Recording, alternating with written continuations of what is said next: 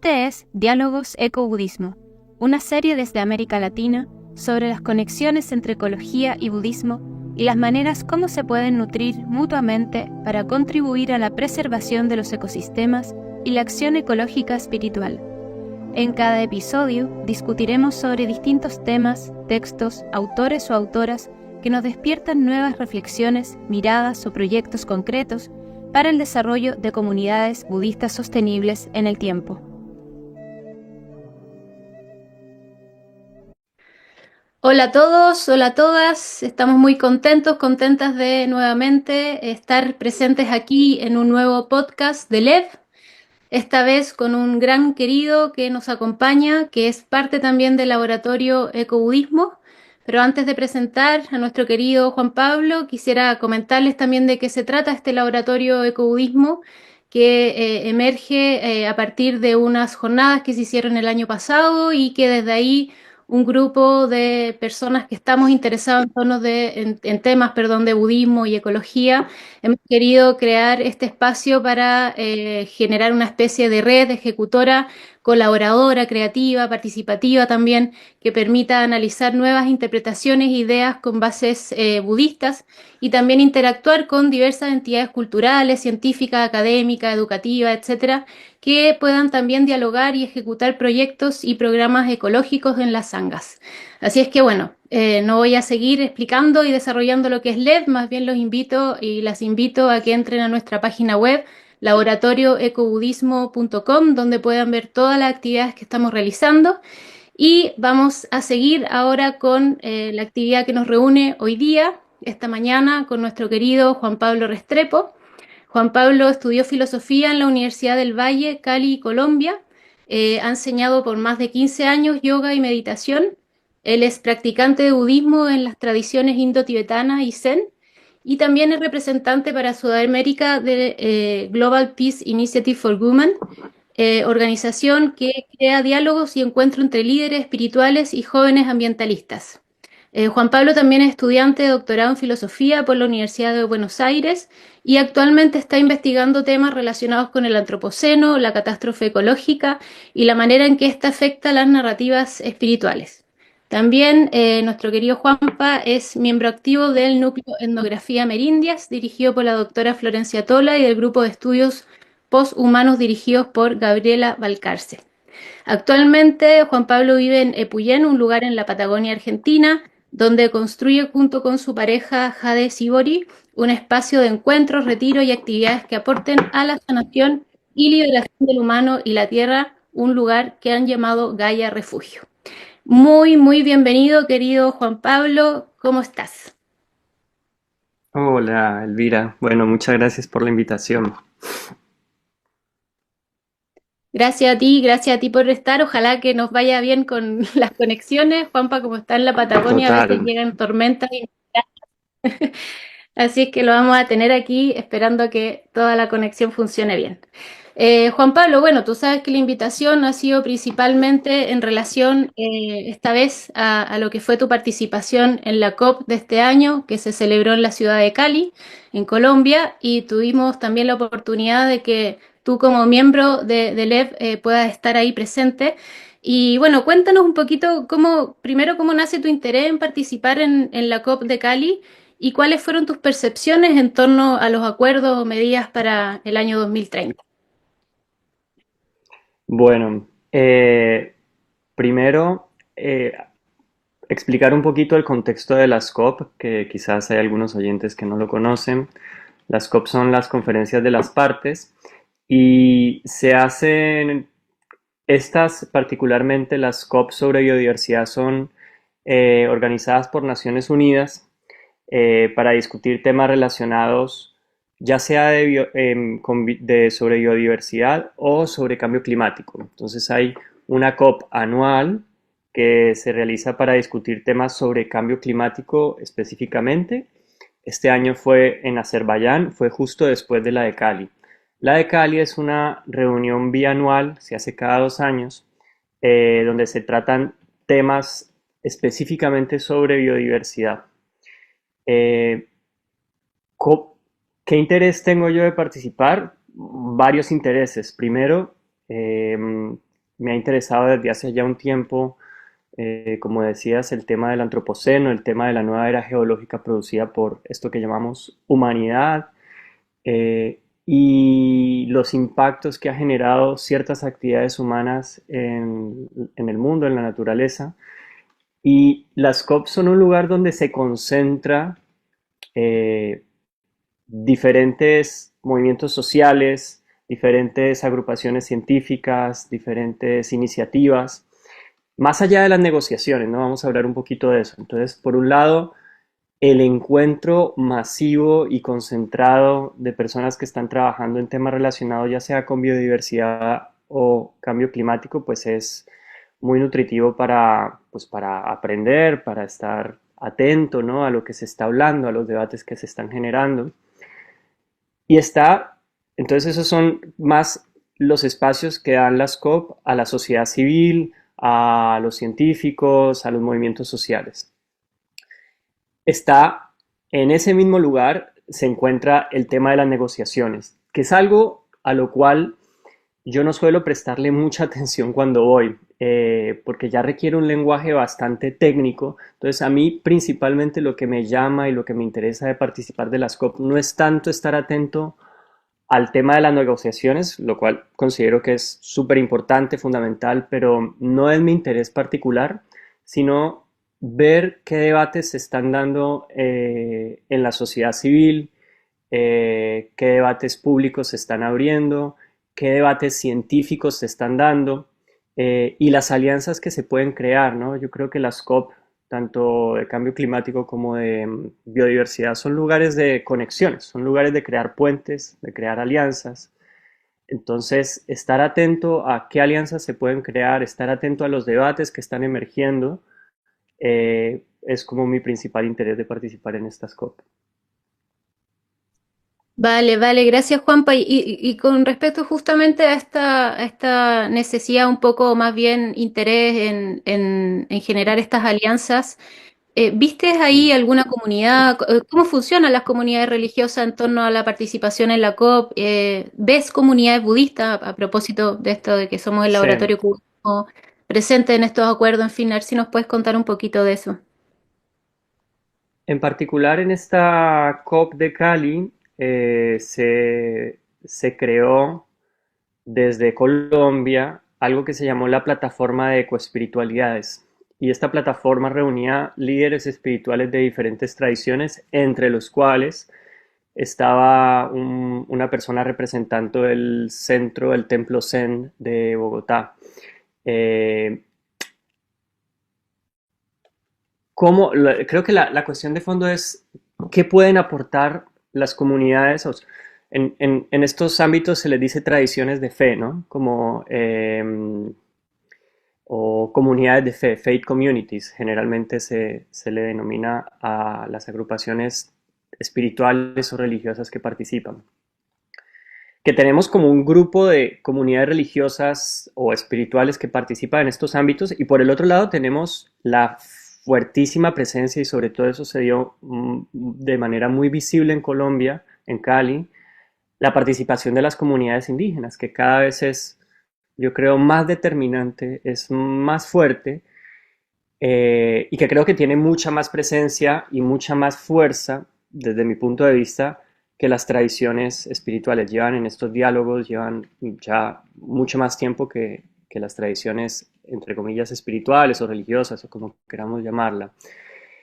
Entonces yo creo que la participación de las, vamos a llamarle comunidades de las comunidades de fe, ya sea budista, cristiana, católicas, eh, todavía lo siento un poco inicial, ¿no? Como que creo que es un diálogo que se está abriendo, creo que se ve la presencia de líderes espirituales como más estando atentos y aprendiendo los debates que se están dando, pero todavía no veo propuestas salir de las comunidades, o sea, personalmente, ¿no? Quizá me esté equivocando, pero todavía no veo que las comunidades budistas no tienen un proyecto definido para llevar a estas mesas de negociación, por ejemplo.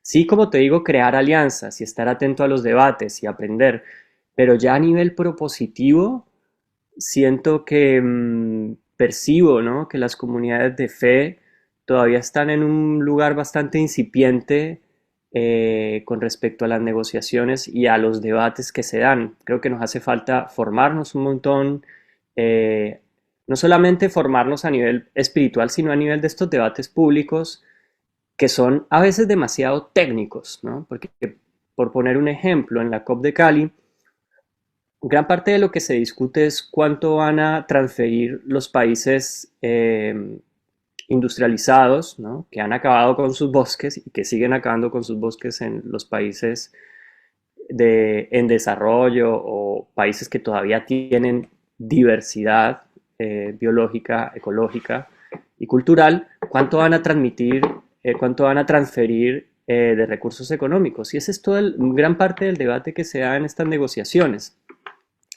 ¿Cómo las comunidades pueden aportar ahí? Es algo que yo todavía no veo, ¿no? No sé cómo lo pueden aportar, más allá de crear un movimiento masivo dentro de las mismas comunidades para exigir a estos países que lo hagan, ¿no? Que transfieran los recursos, que se comprometan, que estos acuerdos sean vinculantes, porque muchas veces estos acuerdos, por ejemplo, el acuerdo de París no fue vinculante, fue opcional, o sea, los países tienen la opción de restringir las emisiones de carbono, no es un acuerdo vinculante o no hay ningún organismo que exija a los países cumplir los acuerdos. Entonces, ¿qué rol pueden tener las comunidades de fe más allá de crear conciencia? Ya a nivel práctico, eso es algo que está por descubrirse, eso es algo como work in progress, ¿no? Como un trabajo en progreso. Sí, sí, sí, totalmente de ¿Tú me acuerdo. estás escuchando bien? ¿Tú me estás Perfecto, escuchando bien, todo más o bien, menos? todo muy bien, sin ningún Listo, problema. perfecto, perfecto. Un poco siguiendo la línea de lo que estabas hablando ahora, Juanpa, me parece, bueno, ya algo que nosotros como LEV lo hemos conversado bastante en relación a las cuestiones que hemos estado haciendo, los conversatorios, las mismas jornadas, en fin, y la necesidad también de que las comunidades budistas, específicamente, bueno, hablando aquí en América Latina, tienen que entrar de una u otra forma en un diálogo también con las comunidades indígenas, ¿no? Que son finalmente las que estarían Total, hace ya pues por siglos y que está dentro de su propia cosmología, de un vínculo con la naturaleza que está completamente conectado y por lo tanto con una preservación y protección que viene dentro de su propia naturaleza como comunidad en sus tradiciones en el fondo, ¿no? Entonces, eso es algo que efectivamente yo te comentaba hace un ratito atrás de esta persona que es la que mm, está a cargo de la Soka Gakkai y que la verdad es que sí, sí, efectivamente debería ser como de los movimientos como que más fuertes, ¿no? Del budismo a nivel internacional que han estado metidos en estos organismos y de hecho ella menciona ujú, la importancia de recurrir a los pueblos indígenas y a sus comunidades para definir también el tratamiento de la tierra y del suelo. También habla del asunto de las prácticas agrícolas aplicadas de manera que sean posibles adaptarse a los efectos del cambio climático. En fin, hay varios temas ahí que sí de alguna u otra forma se han levantado. A propósito también de lo que fue en la convención, en la conferencia de las partes de la Convención Marco de las Naciones Unidas del Cambio Climático, la COP27 que se celebró en Egipto. Ahí se habló también de mm, la participación de jóvenes en la reforestación y líderes religiosos en lo que es la justicia climática, en fin, ¿no? Esto son temas que se han ido de una otra forma conversando, pero que claramente todavía los vemos muy en pañales, ¿no? O sea, que están ahí en la sí, conversación. Y bueno, volviendo un poco a eso mismo y a las mismas comunidades que de una otra forma quizás podríamos decir, bien, quizás no están dialogando directamente con lo que es el mundo indígena, pero sí se podrían destacar, ¿no? Destacar con respecto a posibles mm, influencias en lo que podría ser acuerdos sobre la crisis climática. No sé si tú tienes desde tu propia percepción qué agrupaciones podríamos mm. pensar o observar que estén en esa línea. Em, yo creo que no lo hay en este momento, no hay un diálogo establecido entre, o por lo menos yo no lo veo, ¿no? En Latinoamérica, sobre todo entre las comunidades budistas, las sangas y las tradiciones espirituales indígenas. Creo que hay intentos, pero son más individuales, pero no lo veo como algo de un carácter institucional. No lo veo todavía, ¿no? Creo que es algo necesario porque justamente, por qué es tan importante las tradiciones indígenas y los pueblos indígenas en estas conferencias? Pues porque son los que protegen los territorios, ¿no? Son los que están allí en los territorios, son los que han protegido los territorios, los que tienen el conocimiento para entender más allá de la ciencia, ¿no? ¿Qué es un lugar? ¿Qué es un territorio? Entonces, sin duda es imprescindible prestar atención a las comunidades indígenas, a los pueblos indígenas, pero yo no sé si las comunidades budistas están abiertas a ese diálogo, ¿no? Y quizás yo tengo creo que una teoría al respecto, no sé si. Pero bueno, quizás es porque el diálogo entre el budismo y otras tradiciones ha estado muy enfocado en lo que McMahon, ¿no? David McMahon llama modernismo budista, ¿no? Que es el budismo ha sido influenciado por otras tradiciones espirituales, perdón, por otras tradiciones occidentales como la ciencia, como el romanticismo, eh, pues esa es como la tesis de McMahon, ¿no? Pero cuando llega a Latinoamérica nos viene de alguna manera el paquete del budismo moderno o el budismo modernista, ¿no? Un budismo relacionado con la ciencia, un budismo relacionado con valores occidentales y tal. Y ahora yo creo que es trabajo pues de quienes nos interese establecer otro tipo de diálogos, otro tipo de diálogos que pueden abrir quizás el Buda Dharma no solamente a otras comprensiones de aspectos filosóficos, espirituales y tal, sino aspectos ya de un activismo mucho más encarnado, ¿no? Eh, entonces ahí, pues creo que el diálogo puede ser muy interesante. Creo que no se ha dado todavía visiblemente. Creo que hay intentos, pero son individuales, como te decía, me parece, ¿no? Son personas que yo conozco que han hecho ese diálogo, pero no veo a las comunidades budistas tan interesadas. Por ejemplo, bueno, creo que compartimos que una comunidad como Dharmadata o Damsho, ¿no? Creo que intenta hacer estos puentes, pero más allá de eso yo siento que todavía el diálogo es muy incipiente. Entonces creo que como laboratorio de cubudismo, creo que debemos ver las maneras de establecer esos puentes, de nutrir esos puentes tanto a nivel teórico, filosófico, ver cómo nos podemos, por ejemplo, las nociones de interdependencia, de originación dependiente y tal, pues pueden dialogar muchísimo con todas estas, lo que llama Arturo Escobar, el antropólogo colombiano, ontologías relacionales, ¿no? Todas creemos en que la relación está primero que las entidades, ¿no? A nivel filosófico, todos creemos o todos aspiramos a ver el mundo de una manera fluida y relacional y no reificada. Entonces, creo que hay puntos de contacto filosóficos en los cuales está bueno debatir, pero también prácticos, ¿no? Si queremos realmente proteger lo que queda de los diversos extractivismos que están tan presentes en Latinoamérica, pues es inevitable apoyar a los pueblos indígenas que todavía habitan estas tierras, ¿no? Y que siguen defendiendo. Entonces es un diálogo que yo creo que debemos sin duda hacer, debemos comenzar y que todavía es muy incipiente. Sí, sí, bueno, también es parte un poco de lo que justamente hemos ido observando, ¿no? En este proceso, cortito proceso que llevamos Mm, como el laboratorio co-budismo y un poco las conversaciones que se han dado, ya sea con el mundo Aymara y el budismo Zen, que tuvimos también con la sí, gente, la misma Damcho junto con Natalia, ¿no? Que nos presentó sí, todo lo que total. es el trabajo de los temazcales y mujer chamana ecuatoriana, Carmen Vicente, que es con quien trabaja ella, en fin, todas estas prácticas Mm, rituales íntimamente vinculadas con la naturaleza y que desde ahí se puede entrar en este diálogo entendiendo también que estamos hablando de doctrinas, de prácticas, de tradiciones con contextos completamente diferentes, pero al mismo tiempo acá hay una Sí, necesidad global que tiene que ver con un mundo en el que vivimos y hay que actuar, ¿no? Hay una urgencia detrás de eso. Entonces, justamente a propósito de eso, Juan Pablo, tú escribiste un artículo muy interesante que lo vamos a publicar prontito ahora en el libro, esperamos ya el otro año, ahora a principios de sí, 2025, que podamos tener la publicación de ese libro,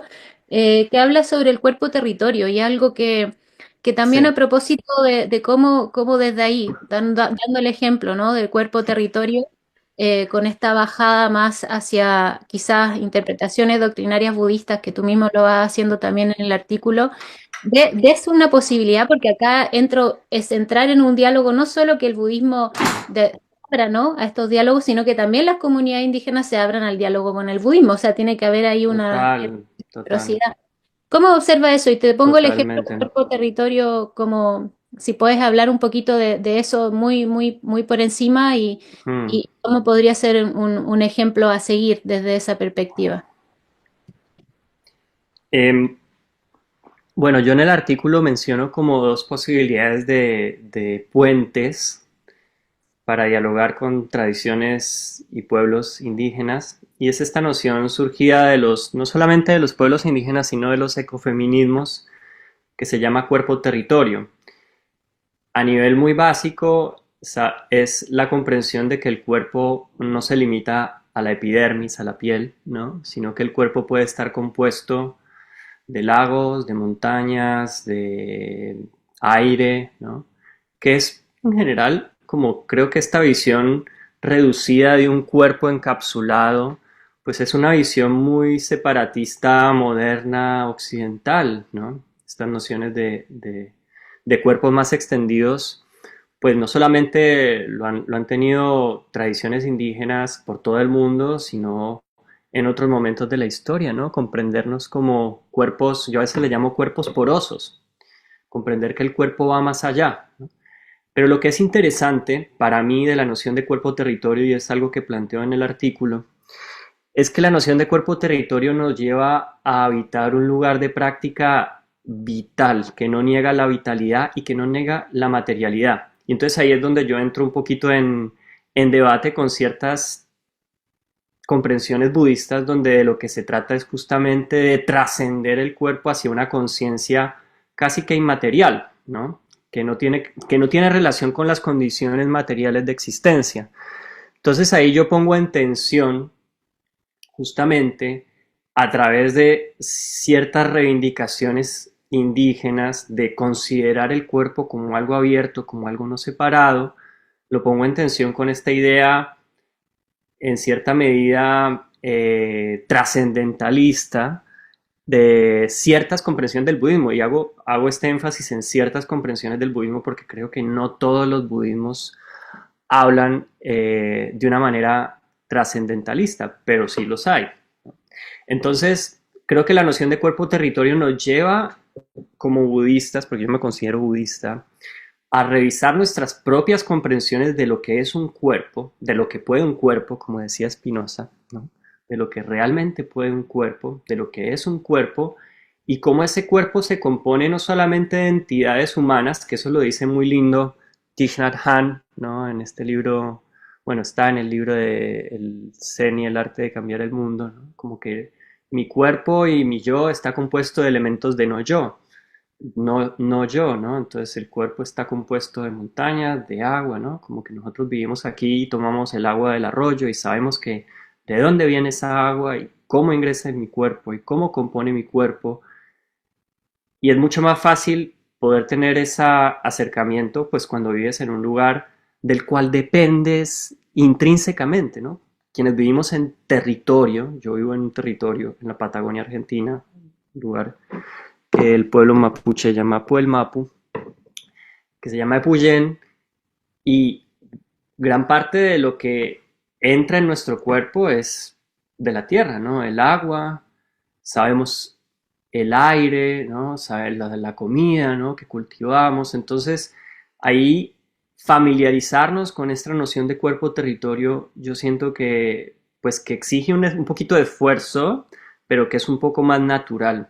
Entonces, quienes vivimos en territorio, y justamente los pueblos indígenas viven en territorio, dependen del territorio, inevitablemente la noción de cuerpo-territorio creo que emerge un poco más naturalmente. Eh, entonces, bueno, no sé si fui claro en toda esta exposición de Sí, cuerpo-territorio. Eh, Creo que nos lleva a revisar nuestras nociones, o sea, creo que es un punto de contacto porque no sé si te acuerdas del filósofo indio Shantideva, ¿no? Que habla sobre esta posibilidad de extender nuestra noción de cuerpo también, ¿no? Él dice en un verso en el capítulo, si no estoy mal, el capítulo 8, el capítulo sobre la meditación, que es muy lindo, ¿no? El capítulo de Shantideva sobre la meditación te habla sobre la posibilidad de extenderte, ¿no? De extender tu identidad, ¿no? Hacia otros seres y abrazar a otros seres en tu identidad. De alguna manera yo lo que propongo es que Shantideva no lo tematiza territorialmente. Para las comunidades indígenas y los pueblos indígenas creo, ¿no? Y por lo que he podido hablar y revisar y tal, la noción de la localidad y el territorio es indispensable, ¿no? O sea, no se compone cuerpo-territorio abstractamente, se compone con este lago, esta tierra, estos alimentos, ¿no? Y entonces ahí ya te da una sensación de arraigo, que es lo que yo creo que no está tan presente en el budismo. En el budismo, en ciertas comprensiones budistas. No está en Shantideva, seguramente, esta noción de arraigo a un lugar. Eh, entonces ahí creo que podemos aprender juntos. Ahora, ¿qué le puede aportar en ese diálogo que tú dices de doble vía? ¿Qué le puede aportar el budismo a ciertas tradiciones indígenas? Bueno, primero, si están abiertos a establecer el diálogo de las tradiciones indígenas, creo que es la primera. Hay que ver si existe esa, ¿cómo se dice?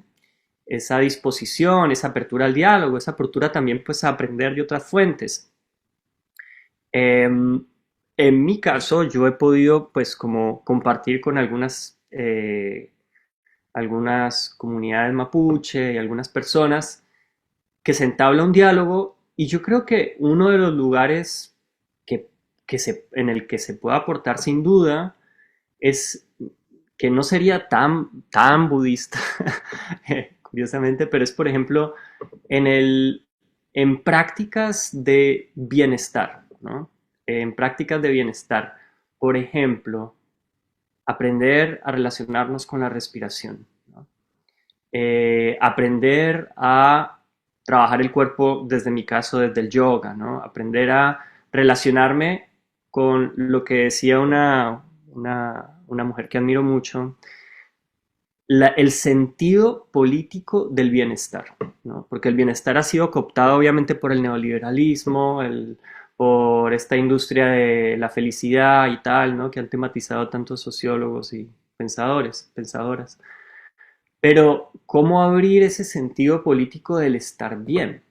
Bueno, por ejemplo, eso es algo que comunidades negras en Estados Unidos, por ejemplo, Bell Hooks, ¿no? Que es una gran activista afroamericana, ha reivindicado el budismo, ¿no? Y ella entró en contacto con Thich Nhat Hanh en su reivindicación por el bienestar de las comunidades negras en Estados Unidos. O Angel Cotto Williams, ¿no? También es otra mujer negra reivindicando este sentido político del estar bien, ¿no? Creo que las comunidades indígenas con las cuales yo he entrado en contacto están tan avasalladas por los extractivismos, por la exclusión, por el racismo, que ciertas prácticas de, de sentirse bien, de aceptar, de estar bien en tu respiración, en tu cuerpo, creo que puede ser un gran aporte. Y de hecho, para cerrar esto, es un gran aporte de las comunidades budistas en particular, o de las comunidades relacionadas con prácticas de mindfulness, lo que se puede hacer en estos lugares como la COP. Nosotros tuvimos la oportunidad de ofrecer un espacio para científicos que trabajan con corales. Y uno de los seres que ha sido más golpeado por el cambio climático son los corales, justamente. Los corales son organismos súper, súper sensibles a los cambios en en el pH del mar, en la temperatura. Entonces, lo que estamos viendo hoy es un decaimiento masivo, lo que se llama blanqueamiento o bleaching de los corales y su posterior muerte. Entonces, es gente que constantemente está en contacto con la extinción y con la muerte. Y están investigando todo el tiempo estos temas y están viendo en tiempo real qué está pasando con seres que ellos aman, ¿no? Porque son científicos marinos o biólogos marinos. Entonces, ahí, por ejemplo, hicimos un panel sobre prácticas, pues yo traía un poco el budismo en este panel, pero prácticas budistas y prácticas de meditación para de alguna manera dialogar con esto que están sintiendo gran parte de no solamente científicos, sino población en general, que es la ecoansiedad, ¿no? Lo que nos produce ver la degradación de las condiciones de vida de tantos seres, la muerte de tantos seres. Entonces, ¿cómo asumimos eso? Y no justamente, no para distanciarse, ¿no? La meditación y la práctica, no para distanciarse, sino para tener una respuesta un poco más asertiva, un poco más clara, un poco con más ecuanimidad. Pero justamente el problema con ciertas comprensiones de mindfulness y budistas, yo creo que ha sido esta distancia que crean, ¿no? Como esta ecuanimidad en la cual no nos importa el mundo. Entonces, ¿cómo mantener el lazo con el mundo y al mismo tiempo usar estas prácticas tan valiosas, ¿no? Que nos ha legado las tradiciones budistas? Creo que ese es un gran aporte, no solamente a las comunidades y pueblos indígenas podría ser, sino en estos lugares como la COP. Uf, sí. Son muchas cosas, o sea, partiendo un poco todo lo que comentas con relación al cuerpo y esa interesante forma también de interpretación a propósito del cuerpo territorio y cómo también ponerlo en diálogo con algunas interpretaciones más bien desde la perspectiva budista y cómo desde ahí también podemos poner a estos mundos que de alguna forma, como tradiciones o doctrinas, podríamos decir, o estilos de vida, Sí, son distintos, pero al mismo tiempo están también en esas posibilidades de diálogo, ¿no? De conversación de observar cuestiones en las cuales nos sentamos unidos y podamos aprender de un lado y del otro también. Creo que claro. efectivamente, bueno, todo lo que mencionas también, bueno, tú has estado muy comprometido con el trabajo de Joanna Macy también, y ahí creo que es otra de Sí, las áreas sumamente interesantes que a propósito de la total. ecoansiedad, que creo que es otra de los puntos que podrían entrar también en una posibilidad de conversación, ¿no? Para empezar a generar realmente estos diálogos con comunidades indígenas que finalmente creo que también está muy vinculado a propósito de lo que veíamos con tu artículo, con lo que vemos, vamos a ver también con el trabajo que hizo Carlos Barbosa y el cuerpo en la Sí. tradición de Dogen, también lo que es el cuerpo resonante o en resonancia, que es algo que hablamos Ujú, sobre el chino. Y ahí hay cosas, ¿no? Hay cuestiones que efectivamente pueden entrar en una conversación y llevarlo a una práctica muy desde la compasión, creo yo también, ¿no? La concepción de la ujú, compasión, de la empatía, desde el cariño, de esto de lo que el mundo mapuche habla de la ternura, ¿no? De generar ternura mm, hacia el otro, algo que también cuando estuvimos en la conversación a propósito del libro de Capper, ¿no? Que hablaba un poco de esta relación sí, un poco más de generar esas relaciones con las otras especies desde el amor finalmente, ¿no? Creo que es algo que está también muy dentro de las tradiciones indígenas y que es lo que sí. también está Y muy desde en la el... curiosidad, ¿no? Como dice Suzuki Roshi en ese libro tan conocido, ¿no? La mente de principiante, ¿no? Como desde la curiosidad, desde querer aprender de todas las entidades del mundo. Justamente eso nos saca un poquito del antropocentrismo, que ha sido uno de los males fundamentales en la crisis ecológica, ¿no? Uno de los trasfondos filosóficos y espirituales de la crisis ecológica, creo yo, es esta noción de creer que lo humano es lo único que tiene lenguaje, es lo único que tiene pensamiento, es lo único que tiene inteligencia, ¿no? Y justamente yo creo que cuando practicamos, nutrimos nuestra curiosidad por el mundo, ¿no? Justamente, claro, ahí hay que de alguna manera superar un obstáculo para el diálogo entre el budismo y la ecología, que es esta separación del mundo, que es esta noción de que la práctica nos lleva a aislarnos, que está en ciertas tradiciones, ¿no? Que está en la fuga, ¿no? Como esta noción de la liberación como una fuga del samsara, como una fuga de las condiciones materiales de la existencia. Entonces lo que yo ahí propongo también en el artículo es que inevitablemente, si queremos un diálogo profundo entre el budismo y la ecología, entre el budismo y la crisis ecológica, nos lleva a revisar ciertas comprensiones vitales para el budismo, soteriológicas, es decir, que tienen que ver con la misma liberación. Y hay que ver eso, y yo creo que es un diálogo súper interesante, súper fructífero.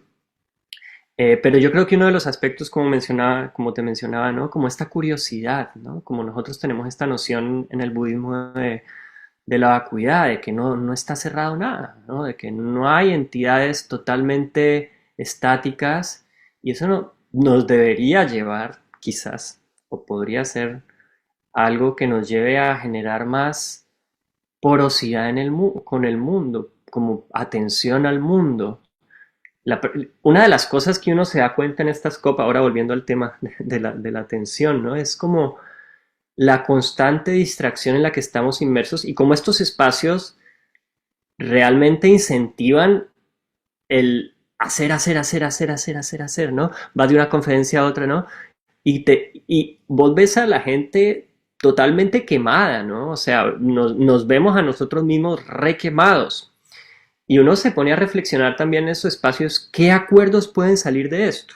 ¿No? ¿Qué realmente atención a la tierra, a nuestros sentimientos, a nuestras sensaciones puede venir de un espacio así? Es algo que es súper cuestionante cuando habitas esos espacios, cuando como vas con una cierta sensibilidad, no solamente a revisar qué dicen las conferencias, sino la energía que circula en estas conferencias. Una líder mapuche, Moira Millán, me decía algo así como muy impactante. Me decía, es que es casi que, ¿cómo lo decía ella? Bueno, como algo muy malo, como algo aborrecible, decía, ¿no? El hecho de que se hable de negociar, que estamos negociando, si estamos protegiendo la tierra, qué negocio, qué negociación? Entonces ahí también es como un lugar muy interesante para revisar el lenguaje que circula en estos espacios, ¿no? Por ejemplo, hay otra de las palabras que a mí siempre me causó un poco de rechazo, ¿no? Y es como que incluso gente muy interesante y de muy buen corazón dice, no, es que necesitamos más ambición, ¿no? Más ambición quiere decir que los países, por ejemplo, en las conferencias de cambio climático, los países que emiten puedan reducir más, ¿no? Pero la misma lógica, ¿no? O sea, yo creo que las tradiciones indígenas son muy perspicaces en eso, en analizar las lógicas colonialistas que imperan todavía en estos espacios.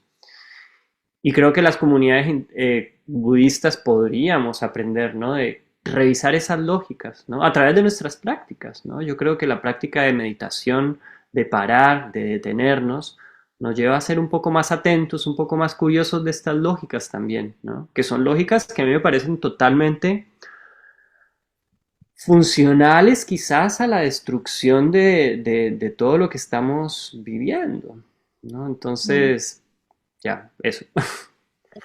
Sí, sí, es que bueno, la retórica, la lengua, ¿no? El poder de la lengua es algo que El si poder de tú la vas con... palabra, ¿no? Impresionante, o sea, tú puedes ir construyendo una retórica, una narrativa con ciertos conceptos que se van repitiendo y se van repitiendo. El mismo concepto de medio ambiente es un concepto que hace Claro, mucho claro. bien, ¿no? Cómo lo estamos entendiendo, si al proteger medio ambiente, ¿qué significa eso? ¿Cuál es el papel ahí del ser Mm, humano? ¿Estamos protegiendo nuestra comodidad que sea más verde o, o estamos realmente protegiendo la naturaleza, ¿no? Entonces mm, hay mucho, sí, totalmente de acuerdo. Creo que a propósito de lo que dices de la atención, que va muy de la mano con la observación y el asombro, que lo hemos perdido tanto y algo que Claudia Lira en el libro también que hemos comentado, ella habla mucho de eso, el asombro que mm, va de la mano con la estética también, algo que está muy sí, vinculado con el rito, el poder del ritual detrás de esta atención para generar un rito que te permite entrar en un estado armónico con lo que te rodea finalmente, ¿no? Entonces, eso lo hace el budismo, lo hacen también las tradiciones indígenas, lo hacen todos aquellos que saben que hay que tomar atención en momentos en que se van a definir o se van a conversar cosas profundas, ¿no? Entonces, es algo mm, que efectivamente creo que también es una línea, pues súper interesante, Juan, para todo lo que estás comentando. Bueno, también creo que hay una parte mm, ahí que es el papel de la ciencia en todo esto, que también es un sí, punto tanto el budismo como las mismas tradiciones indígenas, sí, o comunidades indígenas tendrían que estar también al tanto un poco más de eso, que generar un poco ese triángulo, ¿no? De conversación. Quizás, no sé, ¿cómo ves tú desde ahí ya como para ir un poco cerrando? ¿Tú crees realmente que la COP sea como una vía para accionar todo esto que estamos hablando, todos estos problemas sí. de la mano con comunidades budistas o de diversas tradiciones religiosas, en fin, y que Sí. pueda aportar algo o lo ves como algo, porque sabemos que también todos estos acuerdos como son, muchos Es que no han hubo quedado. acuerdo. De hecho en la COP, o sea, acabamos de ver, por ejemplo, en la COP de cambio climático que el acuerdo fue paupérrimo, el acuerdo en Azerbaiyán fue totalmente, casi para algunos países un insulto, ¿no? Al compromiso que tienen los países que han generado el caos climático, ¿no? O sea, realmente el caos climático no ha sido justamente causado por las comunidades indígenas, ni siquiera por los países que llaman en desarrollo, ¿no? O países con un ingreso per cápita bajo, ¿no? Ha sido producido por los países industrializados, ¿no? Eh, y ahora, sobre todo, bueno, en gran parte China ya es un gran jugador entre estos países, India también. Entonces, vemos que los acuerdos son muy limitados, ¿no? Que los Ujú, acuerdos son sumamente limitados y de hecho no se generó ningún acuerdo vinculante en Cali, ¿no? En las conferencias sobre biodiversidad. ujú. Entonces, pues uno puede ser muy cínico y decir, bueno, eso no sirve para nada, es una gastadera de plata, lo cual tiene su punto de verdad, ¿no? Como que pues se mueve mucho dinero en esos. Y en gran parte pueden ser esos lugares un lugar para hacer más negocios, ¿no? Todos sabemos que la transición energética, por ejemplo, cuando hablamos de cambio climático, pues para muchas empresas no es salvar el clima y la tierra, sino un negocio más, Ujú, que tal puede cual. generar también mucha destrucción, ¿no? Lo vemos con el litio, ¿no? Entonces, bueno, los acuerdos son sumamente limitados, las ambiciones que hay en los países son sumamente grandes para realmente poner a la tierra primero antes que, no sé, los intereses económicos de las multinacionales y tal. Eh, Sin embargo, depende de la COP. O sea, yo respondería a eso, depende, ¿no? Yo creo que la COP en Cali fue muy potente, pero fue muy potente porque la ciudad misma se apropió de la propuesta y estemos o no de acuerdo con Petro, Petro hizo un muy buen papel en eso, o sea, Petro, el presidente de Colombia, ¿no? En generar debates con respecto a lo inevitable que es hablar sobre, por ejemplo, hidrocarburos cuando se habla de biodiversidad, ¿no? Es inevitable que entremos en temas que van a afectar intereses económicos muy grandes. Las comunidades budistas están como preparadas para eso, no sé, ¿no? Como que ese es el tema. no sé si están preparadas para asumir un rol más, como más claro, ¿no? En hablar sobre temas que afectan intereses económicos muy grandes. Eh, entonces, depende de la COP el hecho de que tenga de alguna manera efectos potentes, ¿no? Yo no sé si Azerbaiyán, bueno, quizás se lograron ciertos acuerdos que fueron algunos acuerdos de transferencia de recursos a países en desarrollo que fueron, pues es bueno, ¿no? Pero según algunos países fue casi un insulto lo que se logró. Pero tomando el ejemplo de Cali, lo que generó en Cali, lo que generó en la ciudad, lo que generó en las conexiones que se dieron, los espacios que se generaron, yo creo que fue muy positivo. O sea, creo que hay que revisar COP por COP, ¿no? Para ver qué genera. Lo de Cali, la conferencia de biodiversidad en Cali, yo siento que fue muy positiva a nivel de que reunió a la sociedad civil y creó alianzas que no se hubieran dado si no hubiera estado ese evento. Entonces, para mí, eso es muy positivo. Ahora, a nivel legal, los acuerdos que se generaron fueron decepcionantes. Claro, claro, está claro, tal cual, ¿no? Está todo el contexto que Una genera amiga la... mía, sí, una amiga mía decía algo que me gustó mucho. Ella decía algo así como que las negociaciones, es decir, las alianzas, no se están creando solamente en el espacio de negociación. Hay alianzas sucediendo en todo lugar, ¿no? Desde una persona que conoce no sé, una organización que trabaja en tal lado y que ella trabaja en tal otro, o sea, es un gran lugar de crear alianzas. Entonces, en ese sentido, es muy positivo.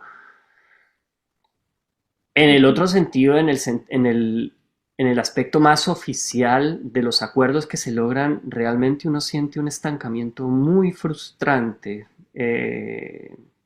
Así que es muy decepcionante en ese sentido, pero es muy vitalizador y pues ahí también creo que nos lleva a pensar, ¿no? Que sí, obviamente estos aspectos de negociación son importantes, son necesarios, pero que realmente los cambios estructurales quizá no van a venir de ahí solamente. Quizás Tal sí cual. va a venir pero no van a venir de ahí los cambios estructurales, como dice Joanna Macy, ¿no? Estas narrativas del gran giro, pues no van a surgir de esos espacios de negociación, van a Ujú. surgir de la sinergia de diferentes organizaciones que realmente, sobre todo, están en territorio, que saben cuáles son los conflictos de los territorios, que sienten la tierra, que aman la tierra, eh, bueno, de ahí van a venir quizás las nuevas narrativas, las nuevas estrategias que nos lleven a otro lugar.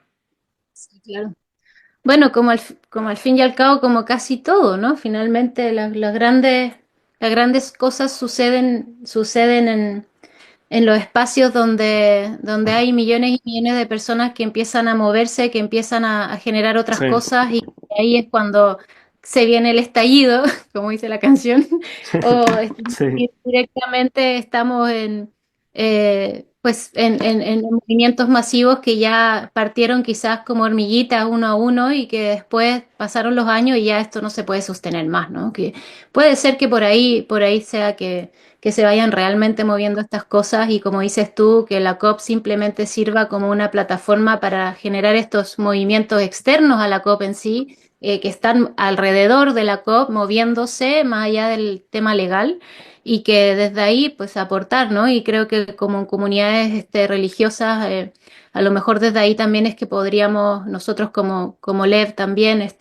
observarlo, mirarlo, participar también, como lo hiciste tú, que me pareció fantástico también todo las experiencias que vas contando y que bueno, tratar de sacar ese lado positivo, porque a veces nos podemos angustiar mucho frente a estos resultados claro. y desde ahí, claro, generar estos diálogos que son tan necesarios hoy en día y que bueno. Igual, igual yo pienso que hay que apostarle a que los países hagan compromisos reales, ¿no? O sea, también no hay que, para mí, no hay que desestimar el lugar que juega las negociaciones. A mí es un tema que no me interesa tanto como los debates que se dan en la sociedad civil, pero eso no quiere decir que no sea, que no lo considere sumamente importante, que creo que la sociedad civil debe presionar justamente a las partes para que acuerden en favor de la tierra y no en favor de los intereses económicos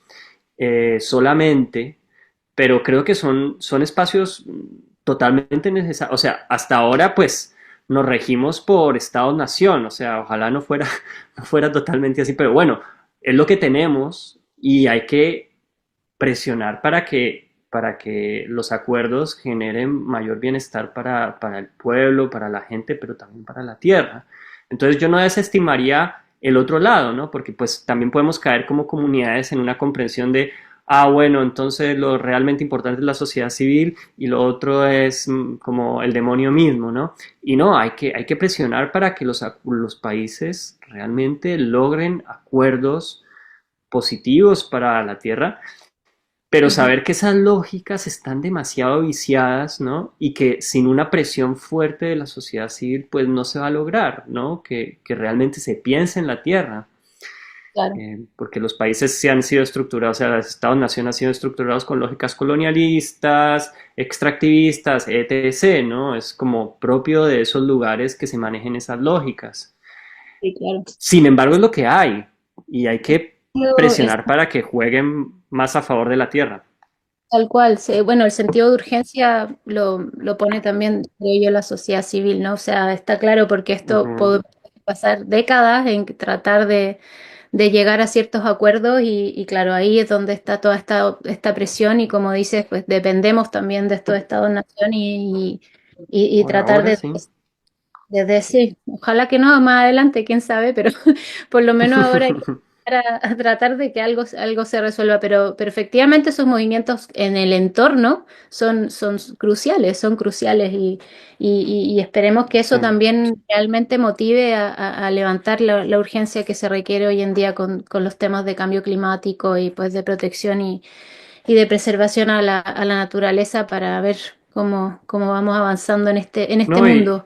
y yo creo, y yo creo que es un aspecto a investigar y puede ser parte del LEP, ¿no? Para el próximo año, ¿no? Es como investigar ya como más con estudios de caso y tal, como cómo las comunidades de fe han actuado en estos espacios.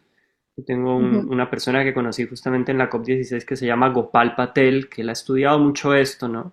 Y ha hecho ujú, parte de varios diálogos en donde las tradiciones espirituales entran como participantes en estos diálogos, pero ¿qué pueden aportar? ¿Cómo pueden estar? Eso es un punto que me parece crucial investigar, ¿no? Que yo también siento ujú. que está totalmente incipiente investigado, que está muy en pañales por ahora, ¿no? Como qué lugar pueden tener, cuál puede ser un lugar estratégico, ¿no? Como que utilizar esta noción de medios hábiles para Mm. realmente tener un impacto más grande, ¿no? Un mayor impacto positivo en este tipo de conversaciones, en este tipo de espacios y saber cuál es el lugar, ¿no? Pues también saber cuál es el lugar de las comunidades budistas en particular y las comunidades de fe a nivel general en estos lugares, creo que es algo que hay que investigar. Ujú. Sí, sí, sí, tal cual. O sea, es una buena invitación a que desde LEV y Ujú. también quienes nos estén escuchando, pues también si se generan intereses, empezar a hablar sobre eso, a analizarlo, a estudiarlo, investigarlo y ver desde ahí cómo se puede realmente generar más ruido, ¿no? Desde las comunidades religiosas. Y también bueno, nosotros aprovecho también de comentar esto, lo que estamos planeando, ¿no? De generar capacitaciones para Ujú. hablar también en esta necesidad de que estén en diálogo las tradiciones indígenas con los budistas, con la ciencia, con estos espacios del espacio político, ¿no? Que es la COP también, y que bueno, empezar a remover todo esto para encontrarle, primero que nada, más sentido a esta energía que se está ocupando en todo esto y al mismo tiempo que hayan frutos reales, ¿no? A los resultados y a posibles acuerdos que nos puedan beneficiar, que puedan beneficiar finalmente a la naturaleza de verdad, ¿no? Y a todas las demás especies y no seguir concentrándonos tanto en este ser humanoide que no podemos dejar de ponerlo en el centro Mm, constantemente. Bueno, Juan ujú. Pablo, ya estamos a la hora, estamos en la Bueno, hora. querida, Agradezco un montón, ha sido súper a interesante, vos, muchas gracias. Vamos a a seguir, vos. vamos a seguir con nuestras conversaciones, vamos a tener más podcasts por aquí del Laboratorio Budismo. Espero que nos sigan siguiendo y escuchándonos.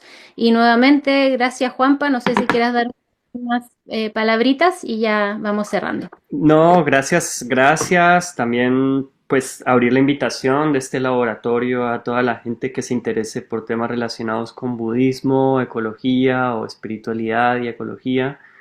Estamos abiertos a, pues, a recibir gente que esté interesada en estos temas, que quiera aportar. Es un espacio abierto, no solamente para budistas, sino para personas también interesadas en otras espiritualidades, pero nosotros hacemos de alguna manera un poquito más de énfasis en el budismo. Así que bueno, pues abierto el espacio y también, como decía, es un diálogo que comienza, que se está dando, que lo estamos viviendo en tiempo real, pero que también es necesario, es urgente, ¿no? Por las condiciones en las que estamos. Así que bueno, ojalá se animen a participar. Gracias, muchas gracias Juanpa. Y por último quería pedir que simplemente mencionaras de lo que hacen ahí en Gaia, en el refugio Gaia, y Ah, que cuenten un poquito rápidamente ya dale. para... Para cerrar, bueno, nosotros acá en la Patagonia, en Epuyén, tenemos un espacio que empezamos a crear hace más o menos 5 años, 4 años, que se llama Gaia Refugio, y este espacio es un espacio que quiere, bueno, Gaia Refugio es una de las prácticas que propone el trabajo de Joanna Macy, el trabajo que reconecta. Yo de ahí tomé el nombre, de ahí tomamos el nombre. Encontrar tu refugio de Gaia, ¿no? Encontrar el refugio donde puedes honrar la tierra. Entonces empezamos a construir con bioconstrucción, con los materiales de acá y tal, y aprender, pues porque yo venía de Buenos Aires, ¿no? Yo soy de Colombia, pero viví en Buenos Aires, viví mucho tiempo en Buenos Aires, y empezamos a crear un espacio con la idea de abrir a prácticas contemplativas y abrir esta conexión entre la tierra, las prácticas contemplativas y las prácticas artísticas. Entonces es un espacio donde ya hemos creado varias cositas, ¿no? Algunos retiros, donde hicimos algo que se llamó narrativas y poéticas del aire, ¿no? Como tratando de investigar esta relación entre el aire como elemento vital para ciertas ciencias del sistema Tierra, para también eh, las prácticas contemplativas, pero también para el arte. Y así, ¿no? Como que venimos haciendo varias cosas relacionadas también con el trabajo que reconecta de Joanna Macy. Y vamos a seguir proponiendo cosas y eventos y encuentros este año. Así que bueno, si quieren pueden seguirnos como Gaia Refugio en Instagram o a mi Instagram Juan Restrepo Tafur. Ahí estamos colgando cositas de eventos. Gracias, Elvira. Vale, gracias Y, Juanpa. y gracias a Armagaya y gracias a Budisdor por todo el apoyo siempre. Bueno, pues sin más, lo dejamos Nos hasta vemos. acá. Nos vemos y muchas gracias. Chau, chau. Chao, chao.